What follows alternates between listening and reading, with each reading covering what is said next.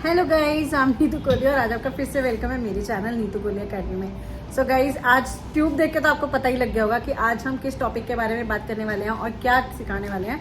आज हम आपको दो टॉपिक के बारे में बताने वाले हैं। एक पॉलीजेल का जो है आपने इन्वेस्टमेंट करके रखी है, आपका पैसा वसूल कैसे करना है, और दूसरा टॉपिक है कि ज़्यादा से ज़्यादा स्टे नहीं करता है ये, तो इसकी स्टेबिलिटी कैसे बढ़ाएं। तो चलिए आइए स्टार्ट करते हैं। और अब अगर मैं आपको प्रोडक्ट के बारे में बताऊं तो प्रोडक्ट हम इसमें 4 यूज़ करने वाले हैं। IBCC, कैमलियन, साथ में एमिजल का प्रोडक्ट है और साथ में शिल्स का प्रोडक्ट है। तो ये सारे प्रोडक्ट हम यूज़ करने वाले हैं। एंड इस वीडियो में आपको दो कन्फ्यूज़न जो कि हमेशा मेरे पास कमेंट्स आते हैं कि मैम पॉलीजेल हमने इन्वेस्टमेंट करके रखी और हमारे पैसे वेस्ट हो गए क्योंकि इसके नेल्स करे हुए स्टे ही नहीं करते हैं। सबसे बड़ी प्रॉब्लम आती है कि अगर नेल स्टे ही नहीं कर रहा है तो आप कितना भी अच्छा प्रोडक्ट लगा लो, कितनी भी देर लगा के नेल एक्सटेंशन कर लो, आपका सारा टाइम और आपका सारा पैसा वेस्ट हो जाता है। तो यहाँ पे उन दोनों चीज़ों को ही हम कवर अप करने वाले हैं कि ऐसी क्या नई टेक्निक के साथ काम किया जाए जिससे कि आपके पैसे भी वसूल हो जाएं जिन प्रोडक्ट में आपने इन्वेस्ट करके रखा है, और साथ साथ दूसरी चीज़ जो है आपके जो नेल की स्टेबिलिटी, आपका क्लाइंट आपके पास बंदा रहे, 1 महीने से ज़्यादा आपके नेल स्टे करें। तो चलिए आइए स्टार्ट करते हैं हमारा एक न्यू ट्यूटोरियल, और इसमें हम आपको बहुत सारी न्यू टेक्निक के बारे में बताएंगे। तो मेक श्योर कि एक भी स्टेप को मिस मत करना, वीडियो को बहुत ध्यान से देखना, क्योंकि छोटी छोटी चीज़ें ऐसी होती हैं हमारी नेल टेक्नीशियन की लाइन में जो कि हमें टेक्निकली बहुत स्ट्रॉन्ग बनाती है हमारे वर्क करते हुए। तो स्टार्ट करने से पहले गाइज आप सबसे रिक्वेस्ट है कि अगर आपने चैनल को अभी तक सब्सक्राइब नहीं किया तो प्लीज़ सब्सक्राइब कर देना। वीडियो को देखने के बाद लाइक ज़रूर करना, कमेंट करके ज़रूर बताना कि क्या हमारी ये जो टेक्निक्स हैं आपके काम आई या नहीं आई, और ट्राई ज़रूर करना और देखना आपके प्रोडक्ट क्या पैसा वसूल होता है और आपकी टेक्निक्स और एनहांस होती है या नहीं होती है, और आपका क्लाइंट खुश होता है या नहीं होता है। तो चलिए आइए स्टार्ट करते हैं अपना एक न्यू ट्यूटोरियल। सो गाइज, जैसे कि हमने ये ट्रांसपेरेंट टिप निकाल लिया और आज हम ये डीप कट वाली सी कट वाली टिप ये यूज़ करने वाले हैं, जिसे कि हम के टिप्स बोलते हैं। और ये काफ़ी फ्लेक्सिबल होती है, आप देख सकते हैं मोड़ने के बाद इस पे जो है कोई भी क्रैक साइड्स में नहीं आता है, जिसकी वजह से इसकी टिप की क्वालिटी जो है बहुत ही ज़्यादा अमेजिंग रहती है और रिफिल में भी ये बहुत अच्छी चलती हैं। तो सबसे पहले हम क्यूटिकल एरिया को पुशर की हेल्प से इस तरीके से पुश कर लेंगे, और पुश करने के बाद हम हमारे फ्री एज एरिया को नीट कर लेते हैं हमारे एमरी बोर्ड के साथ में इस तरीके से, ताकि हमारी जो टिप की लॉक है, सीकट टिप के बाद जो छोटा सा लॉक एरिया होता है वो प्रॉपरली लॉक हो सके। तो दैट्स वाई यहाँ पर भी हमें अपने नेल को, फ्री एज एरिया को अच्छे से सी में कन्वर्ट कर लेना है, और इसके बाद पूरे के पूरे नेल को हम ब्लॉब ऑफ करेंगे, अच्छे से ड्राई करेंगे। और ड्राई करने के बाद हम यहाँ पर अपनी टिप जो हमने सिलेक्ट करके रखी है उसे एक बार दोबारा से ज़रूर चेक कर लेना है कि हमारा जो साइज़ है वो कहीं एक्सचेंज तो नहीं हो गया। और इसके लॉकिंग एरिया पर हम इस तरीके से ग्लू लगाएंगे एंड इसे हम पेस्ट कर देंगे हमारे नाचो नेल के ऊपर। तो आप देख सकते हैं इसने पूरे नेल को ना तो कवर किया ना ही हाफ एरिया का, सिर्फ और सिर्फ फ्री एज एरिया को कवर किया। एंड साइड से इस तरीके से ज़रूर पकड़ लेंगे ताकि हमारी जो टिप है साइड से भी अच्छे से लॉक हो जाए। तो हमारी टिप जो लग चुकी हैं, आप देख सकते हैं हमारी टिप को मेक श्योर आपने सीधा ही लगाना है, कभी भी टेढ़ी टिप नहीं लगानी है ताकि आपके क्लाइंट को दिक्कत ना हो। और अब मैं टिप क्लिपर की हेल्प से इसे कट कर रही हूँ। तो कट करते हुए भी आपने ध्यान रखना है कि आपकी जो टिप्स हैं वो लेंथ जो है हमेशा आपने थोड़ी सी एक्स्ट्रा ही कट करनी है ताकि हमारी जो टारगेट शेप है वो हमें प्रॉपरली मिल सके। तो इस लेंथ को जो है कट करने के बाद अब मैं इसे ब्लेंड करने वाली हूँ। तो पहले मैं यहाँ पर शेप पे फोकस करूँगी, बिकॉज हमारी जो टिप है काफ़ी ज़्यादा फ्लेक्सिबल है, तो हमें बहुत ज़्यादा प्रेशर देके या नेल को बहुत ज़्यादा आपने स्ट्रेच करके वर्क नहीं करना होता है। तो दैट्स वाई हमने नेल को बिल्कुल भी वीक नहीं करना है। तो पहले हम फ्री एज एरिया पे अपनी शेप क्रिएट करते हैं, जैसे कि आज हम ओवल शेप क्रिएट करने वाले हैं। तो पॉइंटेड ओवल टाइप की हम शेप क्रिएट करेंगे, साइड से नीट करेंगे। एंड जैसे कि बिकॉज ये टिप इतनी पतली है, इतनी फ्लेक्सिबल हैं, तो इसमें हमें ज़्यादा मेहनत नहीं करनी पड़ती, बहुत ही ज़्यादा जल्दी से हमारे बहुत लाइट एमरी बोर्ड चलाने से भी बहुत जल्दी से मर्ज होने लग जाती है। और इसे हम जो हमारी फ्री एज एरिया का जो हमारी ब्लेंडिंग लाइन है उसे हम सी एरिया से इसे ब्लेंड कर देंगे हमारे टिप एरिया को, ताकि हमारी जो ब्लेंडिंग लाइन है, हमारा जो डीप कट हमारी टिप है वो अच्छे से हमारे नाचो नेल पे मर्ज हो जाए। So blending line and shape complete होने के बाद पूरे के पूरे नेल को अब मैं ब्लॉब ऑफ कर रही हूँ। ब्लॉब ऑफ करके अच्छे से ड्राई कर लेना है। और बिकॉज ये टिप जो है काफ़ी ज़्यादा पतली सी होती है तो यहाँ पर हमें ज़्यादा मेहनत नहीं करनी पड़ती, क्योंकि ये एकदम नाचो नेल की तरह फील देती है। और अब मैं अप्लाई कर रही हूँ जेल बेस्ड प्राइमर। तो यहाँ पर हम जेल बेस्ड प्राइमर यूज़ करेंगे जहाँ तक हमारी स्माइल लाइन है वहाँ तक। और अब मैं इसके ऊपर अप्लाई कर रही हूँ जेल बेस कोट। तो यहाँ पर नेल पॉलिश की फॉर्म में बेस कोट आता है, बिल्कुल पतली पतली कोट करके हम इसके ऊपर अप्लाई करेंगे और इसे जो है हम क्योर करा देंगे। एंड इसे क्योर कराने के लिए आज मैं ये बनी लैम्प यूज़ कर रही हूँ। ये गाइस बहुत ही ज़्यादा पावरफुल लैम्प होती है तो बहुत छोटी सी, लेकिन बहुत ही ज़्यादा पावर वर्क करती है और बहुत फास्ट वर्क करती है। तो हम इसे यूज़ करते हैं ताकि स्किन पे भी इसका कोई रिएक्शंस ना आए। वैसे तो एलईडी में कभी भी हमें कोई कैंसर होने के चांसेस नहीं होते हैं, बट स्टिल हम जो है हीट की वजह से थोड़ा सा हम कोशिश करते हैं कि कम से कम हमारा नेल पे एरिया पे ही इससे फोकस रहे। और अब मैं हमारे फ्री एज एरिया पे, जहाँ पे आप देख रहे हैं स्माइल लाइन है, सिर्फ स्माइल लाइन से थोड़े से ऊपर जो है ये बिल्कुल पतली सी कोट, एक ग्लिटर कोट लगा रही हूँ, बिकॉज हम ट्रांसपेरेंट टिप यूज़ करने वाले हैं। इसके बाद हम लाइन क्रिएट करने वाले हैं। तो इसे क्योर कराने के बाद एक और कोट अप्लाई कर देंगे, तो ताकि जो हमारी ट्रांसपेरेंट लुक है हमारी टिप की, वो बिल्कुल की बिल्कुल ग्लिटर की फॉर्म में कन्वर्ट हो सके। और इसे भी हम जो है क्योर करा देंगे अगेन। एंड क्योर कराने के बाद गाइज यहाँ पर मैं अप्लाई कर रही हूँ यूवी टॉप कोट। तो आप सोचेंगे कि यूवी टॉप कोट और सिर्फ इतनी फास्ट मोड पे, तो डोंट वरी, यहाँ पर जो हम स्टेप यूज़ करने वाले हैं, हम पॉली जेल का यूज़ करने वाले हैं। तो दैट्स वाई मैंने सिर्फ अभी बेस रेडी किया है। इसे भी क्योर करा देंगे। एंड क्योर कराने के बाद ये नॉन स्टिक हमने यूवी टॉप कोट लगाई थी, तो इसे हम ब्लॉब ऑफ करेंगे सॉफ्ट ब्लॉब ऑफर से, ताकि इसके बाद का जो नेक्स्ट वर्क है वो हम कंटिन्यू कर सकें। सो गाइज हमारा पूरा के पूरा नेल जो है अच्छे से ब्लॉब ऑफ होकर ड्राई हो चुका है। और यहाँ पर मैं अब यूज़ करने वाली हूँ पॉली जेल। तो हमारे ये जो ब्रश यूज़ कर रहे हैं हम स्पैचुला का यूज़ कर रहे हैं, जिसमें एक तरफ में स्पैचुला होता है और एक तरफ में हमारा ब्रश होता है, और साथ में हम यूज़ करेंगे हमारा मोनोमर। तो या तो आप यहाँ पर स्लिप सॉल्यूशन यूज़ कर सकते हैं या फिर सॉफ्ट मोनोमर यूज़ कर सकते हैं। अच्छे से आपने ब्रश को क्लीन करने के बाद में इसे नेल बेड एरिया पर इक्वली अप्लाई करना है। तो और आपने इसे जो अप्लीकेशन करनी है वो करनी है डीप कट फ्रेंच की तरह। तो यहाँ पर हम नेल बेड को डीप कर्व लुक दे देंगे, ताकि जो इसकी लुक है वो बहुत ही ज़्यादा नीट एंड क्लीन आ सके और हमारी जो स्माइल लाइन है वो हमें डीप कर्व दिख सके। तो इस तरीके से सिर्फ और सिर्फ इतने एरिया पर ही अप्लाई करेंगे। एंड मेक श्योर इसे एक शार्प लुक देने के लिए ब्रश से लास्ट में इस तरीके से फाइनल लुक देने से पहले हमने इसे नीट कर लेना है, ताकि हमारा जो प्रोडक्ट है बिल्कुल भी बॉडी हीट की वजह से इधर उधर लिफ्ट ना हो। हमारा cuticle area, side area and हमारा नेल बेड जो कवर हो चुके, इसे क्योर करा दिया। क्योर कराने के बाद इसे हम जेल वाइप कर लेंगे। और जेल वाइप करने के बाद जो है हमने इसमें करनी है हल्की सी बफिंग, क्योंकि हमें जो स्माइल लाइन चाहिए वो शार्प लुक चाहिए। एंड जो हमारा डिज़ाइनिंग का पार्ट है वहाँ पर हमें एक शेडो रिफ्लेक्शन दिखाना है। तो इसके लिए ये वाला जो स्टेप है वो बहुत इंपॉर्टेंट है। अगर आप चाहें तो आप फास्ट मोड पे continue back to back second and third and fourth colour भी दे सकते हैं, लेकिन अगर आप इस तरीके से एक शार्पनेस लुक दे देते हैं तो इसकी जो शेडो का रिफ्लेक्शन है डिज़ाइनिंग का वो बहुत ही ज़्यादा प्यारा आएगा। तो मेक श्योर कि आपने अपनी स्माइल लाइन को इस तरीके से एमरी बोर्ड से नीट कर लेना है। नीट करने के बाद जो है हम यहाँ पर सेकेंड कलर अप्लाई करेंगे, white colour. So white colour का जो मैं प्रोडक्ट यूज़ करने वाली हूँ, यहाँ पर मैंने 4 कलर निकालने हैं हमारी अलग अलग जेल पॉलिश के कलर के।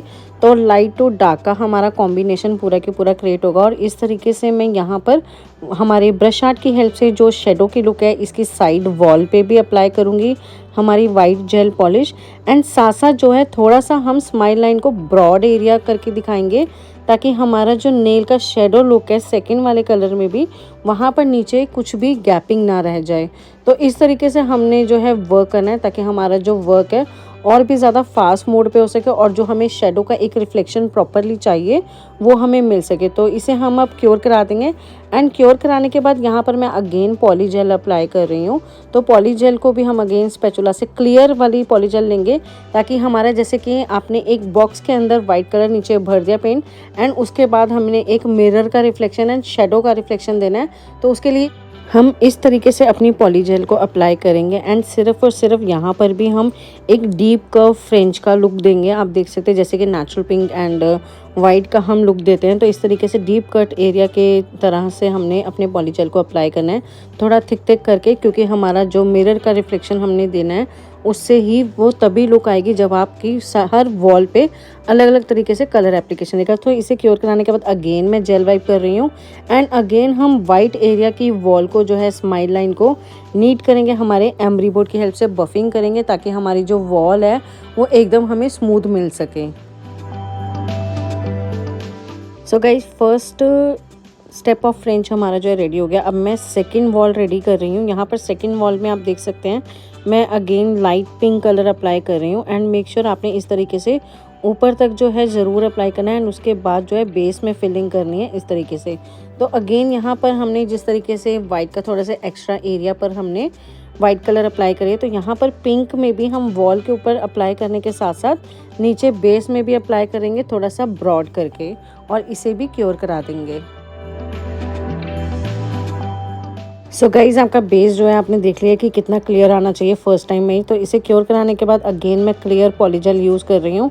आपने स्पैचुला की हेल्प से इसे अप्लाई करेंगे एंड आपके पास अगर स्लिप सॉल्यूशन जैसे कि मैंने आपको बताया अगर नहीं होता है तो आप सॉफ्ट मोनोमर का भी यूज़ करके अपना जो है पॉलीजेल इस तरीके से यूज़ कर सकते हैं।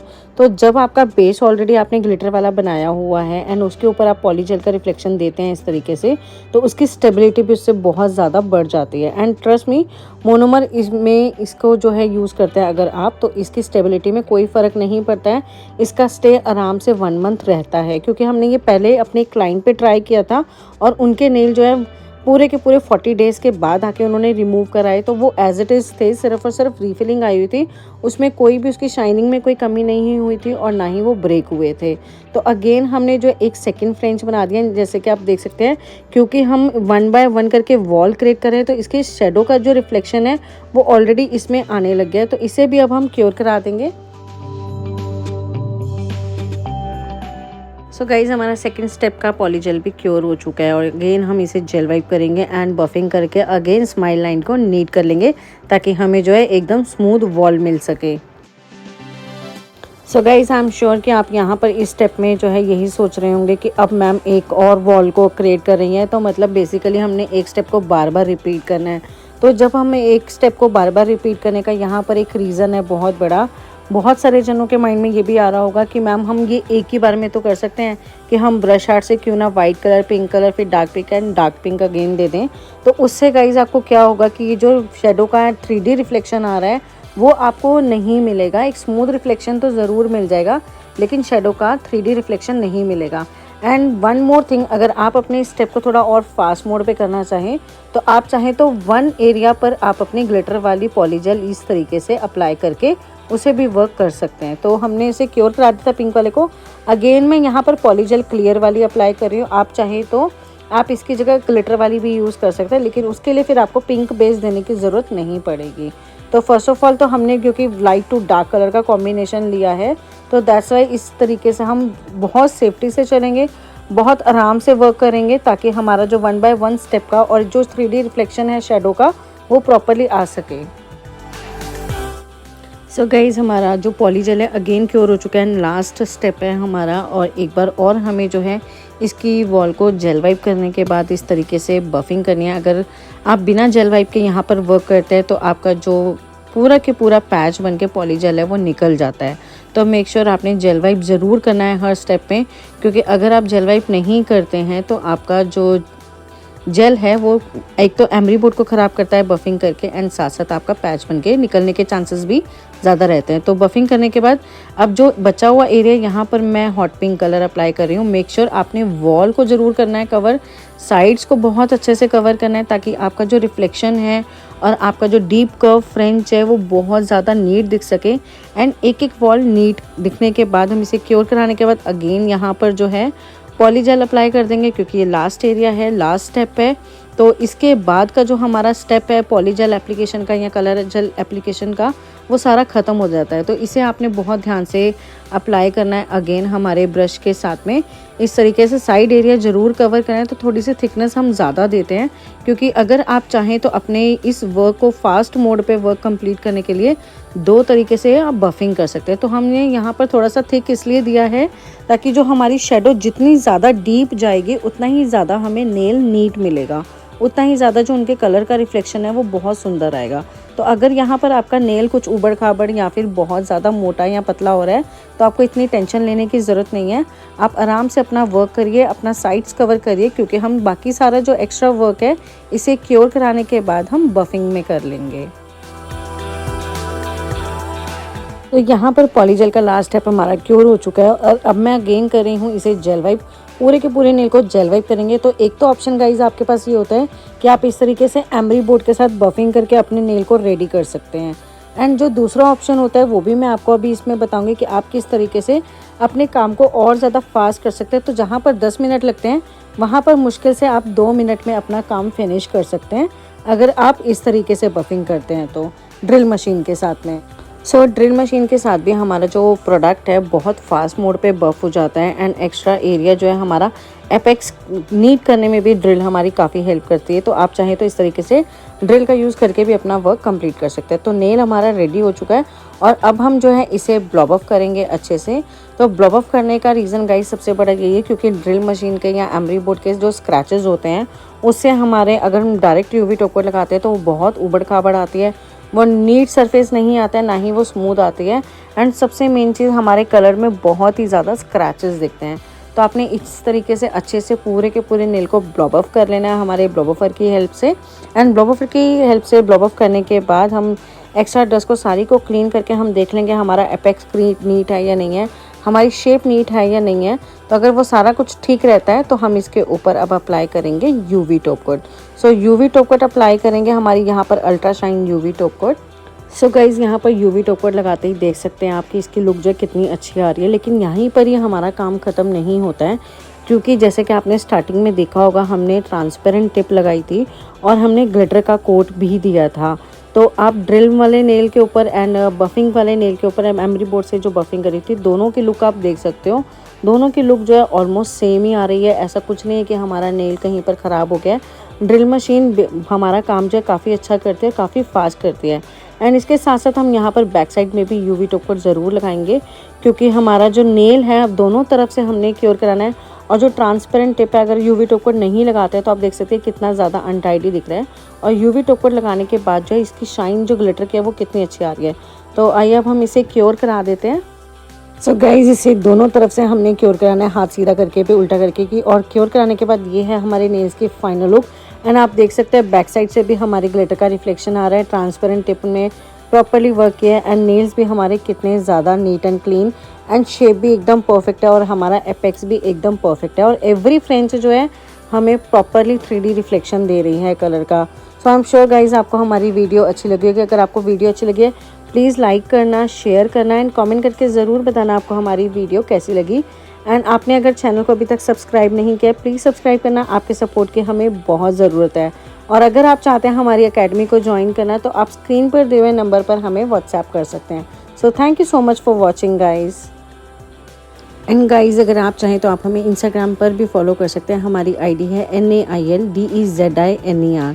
सो मेक श्योर कि स्पेलिंग में मिस्टेक मत करना। So thank you so much for watching.